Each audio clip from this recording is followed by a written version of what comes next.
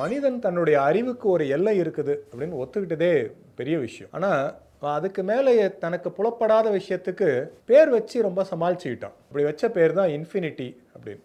Infinity அப்படின்றது ஒரு பொருண்மைக்கு பொருந்தும், ஒரு பொருளுக்கு, ஒரு வஸ்துக்கு, இல்லையா, ஒரு பர்சனுக்கு எப்படி பொருந்தும்? A person of infinity, infinite person எப்படி சொல்லுவீங்க? கடவுளை புகழ்ந்து பாடுறப்ப நம்ம கிருஷ்ணன், கோவிந்தா, வாசுதேவா, தாமோதரா அப்படின்னு நிறைய பேரில் சொல்கிறோம்.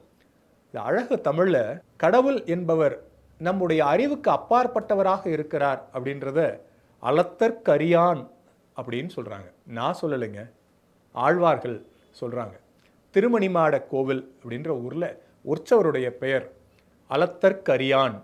அழகு தமிழில் அவன் அப்பாற்பட்டவனாக, அளப்பதற்கு அப்பாற்பட்டவனாக விரிந்து உயர்ந்து நிற்கிறான் என்பதை அளத்தற்கரியான் என்கிற அழகு தமிழில் சிந்திக்கும் போதெல்லாம் தேன் ஊறுது இல்லையா? அப்படிதான் பாரதத்தில் பக்தியும் தமிழும் அல்ல அல்ல குறையாம அளத்தற்கு அரியதாக விரிந்து கொண்டே போகிறது.